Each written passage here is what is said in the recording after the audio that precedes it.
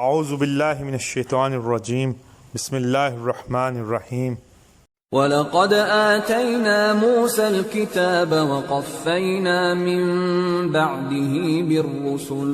وَآتَيْنَا عِيسَى ابْنَ مَرْيَمَ الْبَيِّنَاتِ وَأَيَّدْنَاهُ بِرُوحِ الْقُدُسِ أَفَكُلَّمَا جَاءَكُمْ رَسُولٌ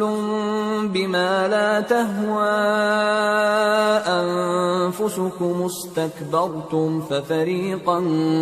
كَذَّبْتُمْ وَفَرِيقًا تَقْتُلُونَ وَقَالُوا قُلُوبُنَا غُلْفٌ بَل لَّعَنَهُمُ اللَّهُ بِكُفْرِهِمْ فَقَلِيلًا مَّا يُؤْمِنُونَ۔ اور ہم نے موسیٰ کو کتاب عنایت کی اور ان کے پیچھے یکے بعد دیگرے پیغمبر بھیجتے رہے، اور عیسیٰ ابن مریم کو کھلے نشانات بخشے اور روح القدس یعنی جبرائیل سے ان کو مدد دی۔ تو کیا ایسا ہے کہ جب کوئی پیغمبر تمہارے پاس ایسی باتیں لے کر آئے جن کو تمہارا جی نہیں چاہتا تھا تو تم سرکش ہو جاتے رہے، اور ایک گروہ انبیاء کو تو جھٹلاتے رہے اور ایک گروہ کو قتل کرتے رہے،